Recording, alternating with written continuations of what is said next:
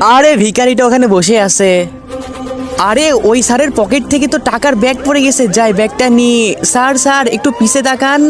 আরে ফকির নেই, আমার গায়ে হাত দিছিস কেন তুই? হ্যাঁ স্যার স্যার একটু তো পিছে দেখেন। আরে ফকির নিয়ে আমার গেঞ্জিতে হাত দিয়ে দিল, নোংরা হাত দিয়ে। আমার গেঞ্জিটা গন্ধ হয়ে গেছে, স্যান্ড মেরে গেঞ্জিটা আবার ঠিক করে নিই। সব ফকির নিদের জন্য বাঁচিও না, যাই। হ্যাঁ তাড়াতাড়ি এখান থেকে যাই, আবার কিছু করবে না, নিয়ে চলে গেল। এই শোন, তোদের কাজের পারিশ্রমিক দেবো, এদিকে আয়, তোরা টাকা নিয়ে যা। জি আসছি, আমরা এতক্ষণ ধরে রোদে ঘামে কাজ করলাম, আমাদের বেতন দেন।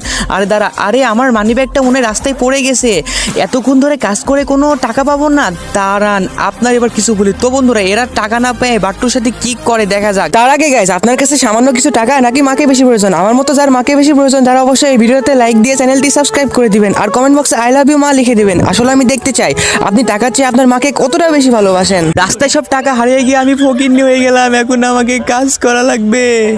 আরে